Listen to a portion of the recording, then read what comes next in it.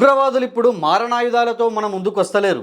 మన మధ్యనే ఉంటూ మనతోనే తిరుగుతూ హిందూ అమ్మాయిలను టార్గెట్ చేసి బలవంతంగా మత మార్పిడిలకు పాల్పడతా ఉన్నారు. స్వచ్ఛమైన ప్రేమకి కులం మతంతో సంబంధం లేదు అని అంటుంటారు. ఎస్, కరెక్టే. కానీ ఇక్కడ లవ్ జిహాద్ పేరుతో ఒక్కొక్కడు మినిమం 10 మందిని టార్గెట్గా పెట్టుకొని ట్రాప్ చేసి బ్లాక్మెయిలింగ్కి పాల్పడతా ఉన్నారు. ఇది క్షమించరాని నేరం. హిందూ ముస్లిం క్రిస్టియన్స్ అని తేడా లేకుండా ఈ ఫ్రాడ్స్, దొంగలు, బట్టెబజ్గాన్లు ప్రతి మతంలోనూ ఉన్నారు. కానీ ఇక్కడ చిత్రమే అంటే హిందువులు ఎవరైనా ఎక్కడైనా ఒక తప్పు చేస్తే అందరూ మైక్ల ముందుకు వచ్చి ఖండిస్తారు. ఎస్, ఖండించాలి, తప్పు లేదు.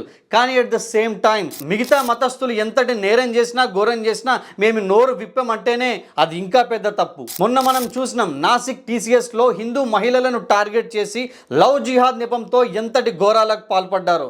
కానీ ఒక్క రాజకీయ నాయకుడు మాట్లాడలేడు. ప్రతి చిన్న అంశంపై స్పందించే సెలబ్రిటీల నోళ్లు కూడా మూగబోయినాయి. నాకు వ్యక్తిగతంగా ముస్లిమ్స్ అండ్ క్రిస్టియన్స్లో చాలామంది ఆప్త మిత్రులు ఉన్నారు.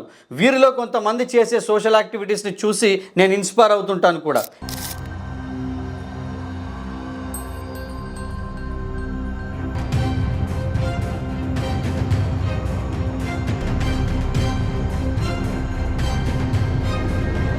ఇక్కడ చెప్పేది ఏంటంటే, కొంతమంది చేసిన పాపిష్టి పనులకు అందరిపైన నింద రుద్దడం ఎంత తప్పో. అట్ ద సేమ్ టైం హిందూ సమాజానికి సంబంధించిన వ్యక్తులు తప్పు చేస్తే అందరం కలిసికట్టుగా ఖండిస్తాం. కానీ మిగతా మతస్థులు ఎంతటి నేరం చేసినా, పాపం చేసినా మేము నోరు విప్పమంటేనే ఇక్కడ అభ్యంతరం. ఏ మతానికి సంబంధించిన వ్యక్తి అయినా సరే తప్పును తప్పుగా చూడాలన్నదే నా ఉద్దేశం. మీ ఉద్దేశం ఏంటో కామెంట్ చేయండి. అలాగే ముస్లిమ్స్ హిందూ అమ్మాయిలను టార్గెట్ చేసి బ్లాక్మెయిల్ చేయడం గురించి, బలవంతపు మత మార్పిడిల గురించి, ముఖ్యంగా ఈ లవ్ జిహాద్ గురించి ముస్లిం మత పెద్దలు కూడా మాట్లాడాలని చెప్పి నేను కోరుకుంటున్నా. జై హింద్.